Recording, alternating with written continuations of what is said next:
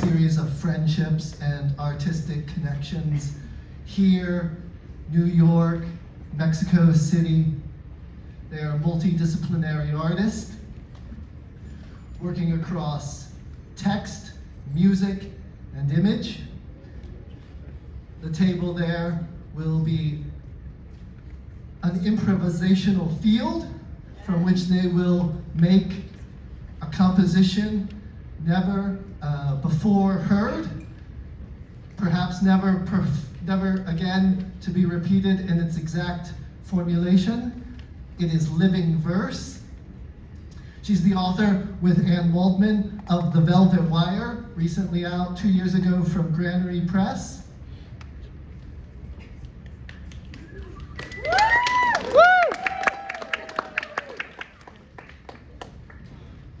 Well, why you gotta keep a girl waiting? It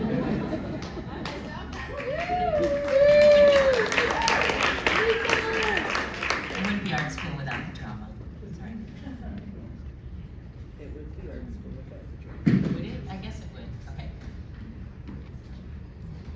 Good evening, everyone. Yolan's work puts you into a trance, a dream. You strain to hear it, to listen the way we don't take time to listen, in the rush of the everyday, to the things we really feel, or that are always there. The voice is a layer of your own subconscious making itself known, distant, reassuring, calm, measured.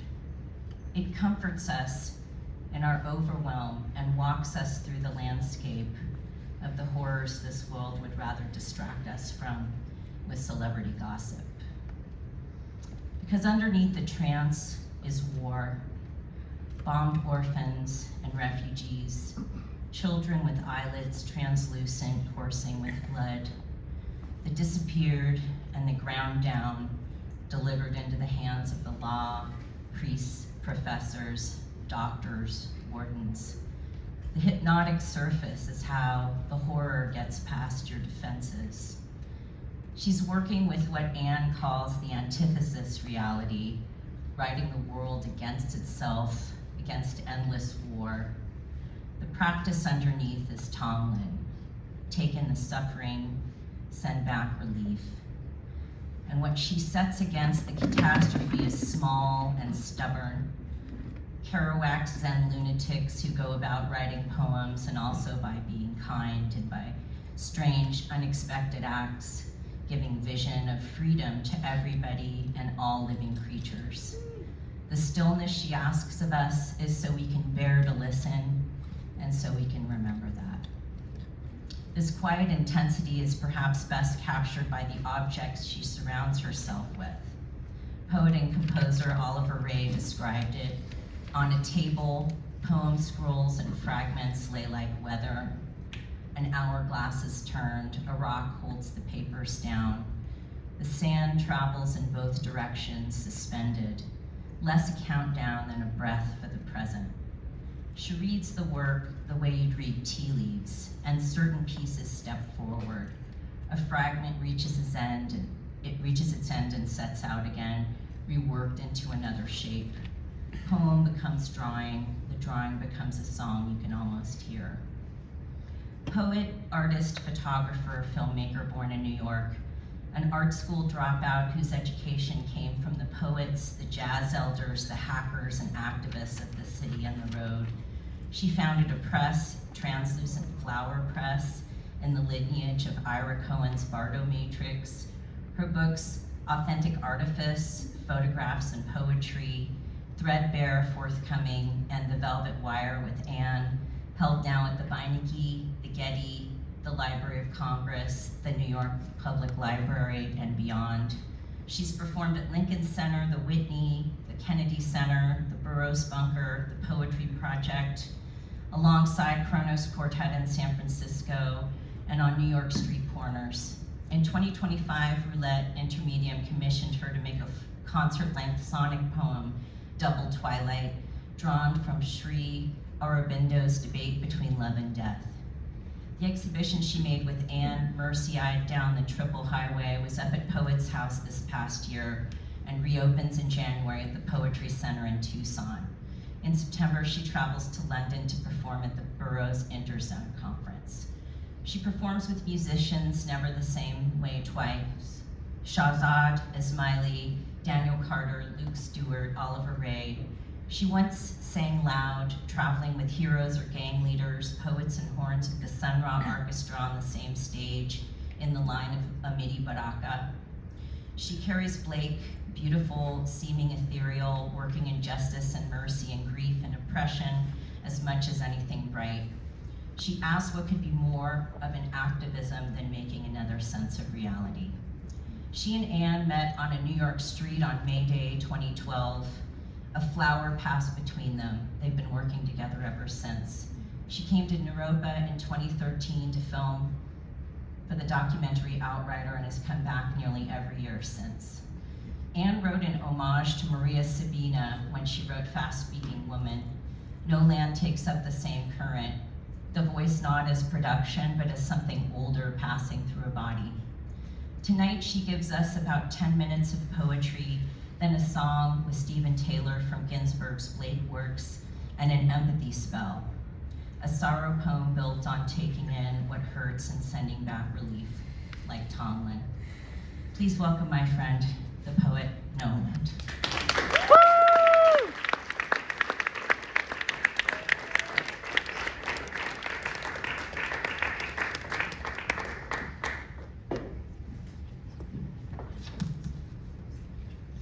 Thank you for both introductions. We don't need that paper, it's okay. I would thank you so much for everyone who makes this place happen. And I would like to dedicate the reading to poet David Henderson, who I met here in 2013 and was my first mentor.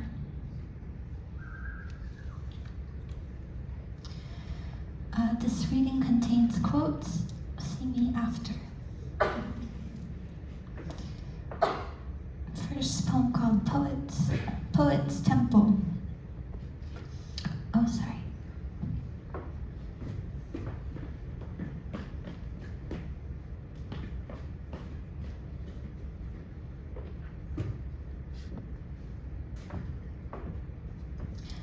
It's not going, but that's okay.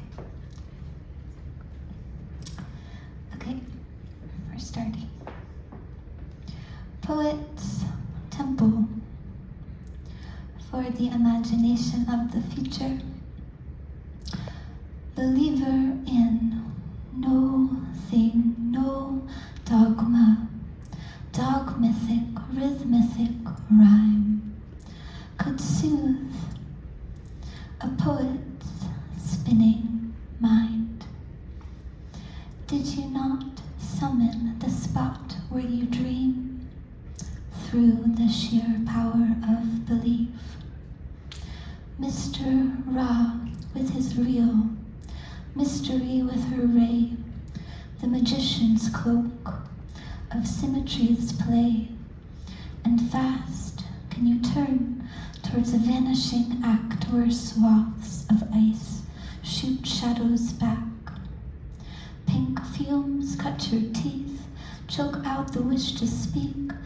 Angel, magnify, questioning each twirl of dust. How to arrive in the place of trust, in the shy lust for art, and elevated but humbled airs. Who guided you, spirits, up? Noble stairs up into the temple where the poets meet. The sheer power of belief, the unknown source spooled from belief's golden thread. How angelic messengers arrive at your bed with clairvoyant blue dog, and the threads of telepathy summoned by toweringly clear, God-fearing clear power of belief. Don't mind her thievery, she is just a reliquary for bygone voices and fragments and silence, her currency, and she deals in the bygone poet's teeth. Where they fuck up the water, kill fish, kill birds, annihilate people for money. No God, but mal-illumination, a miracle, the sin as separation. I put my trust in the sorcerer, and the ground fell out. Poets and painters remember more eternal things. To align with the lady sweeping up on the rings of Saturn, the gemstone diplomat counting coin, the poet dead asleep, done with all this scene and dream. Mother in her weeping, ancient Orphic, cleaning the insides of flowers, the lady sweeping up on the rings of Jupiter. Take them to see the jewel trees and the jewel skies. Compassion, the practice of infinity, so mal-illumination, a black lightning approximately, where they're bombing orphans and refugees, flaming tulip, Gaza headdress aflame, insanity, tears in an altar coming down the windy street.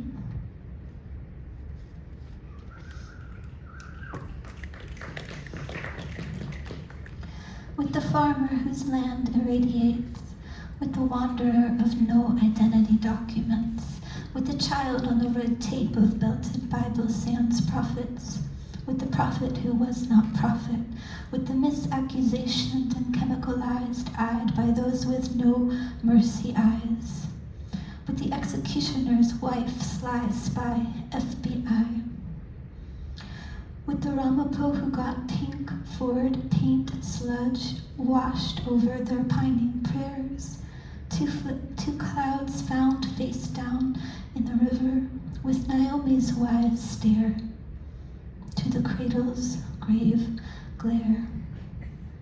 Lasso-eyed starvation with radio waves. Is the sound reaching? Is the jungle still noises? Is the siren still spinning? Is the planet still distant?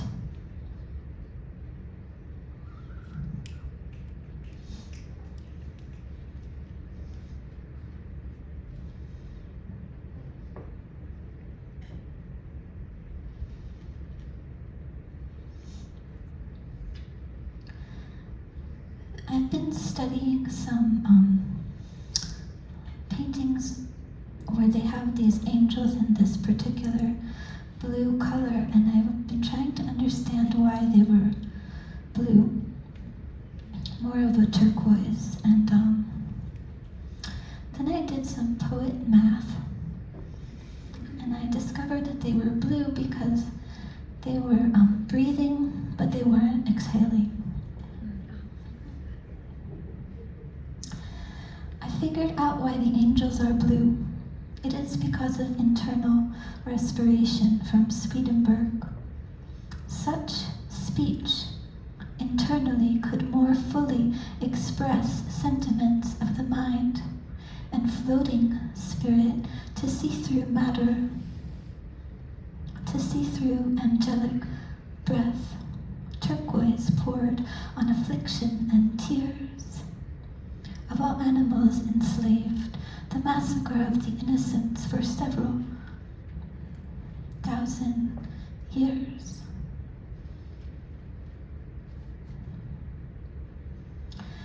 Eno hovered her molecule, opened its center. Out came an infinitude of spines, night desert skies, Eno descending the staircase. An exhibition of ether-strung angels, roaming past the threshold, perched on the rim of the blast.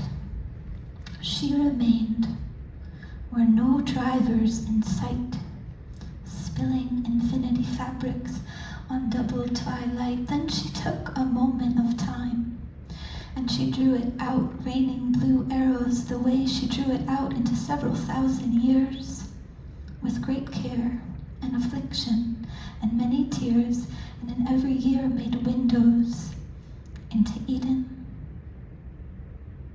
Turquoise poured on afflictions and tears of all animals enslaved, the massacre of the innocents. Several thousand years she took a molecule of grace, opened its center. Out rose a spiral of turquoise fumes encircling up around the legs of the saint.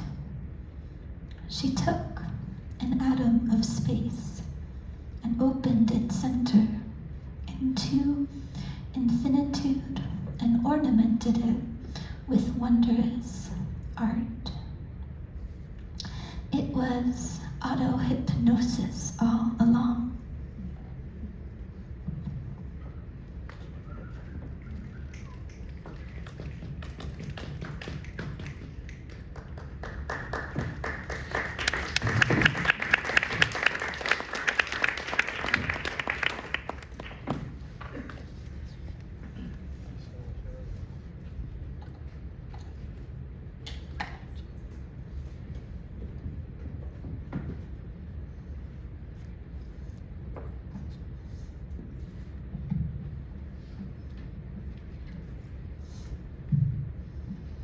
Steven Teller is my music teacher, and we are going to perform the Ginsberg Blake poem set to music. It's called On Another's Sorrow, and I've been calling it an empathy spell because when you feel another's sorrow, you're less likely to bomb or imprison them.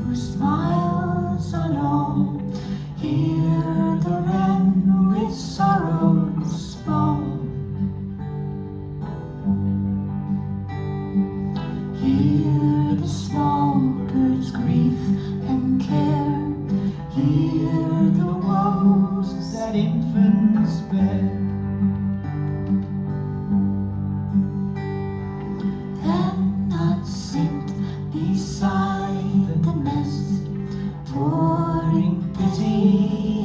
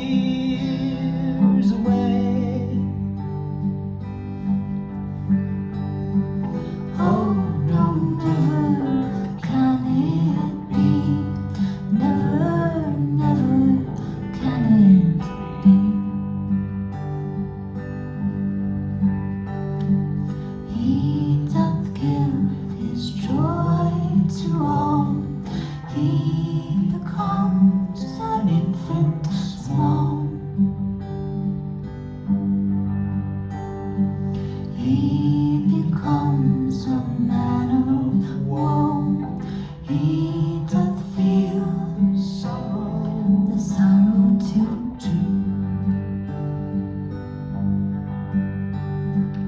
think not thou canst sigh, and thy maker is not by. Think not thou canst weep a tear, and thy maker is not near. Oh, he gives to us his joy, that our grief he may destroy. Till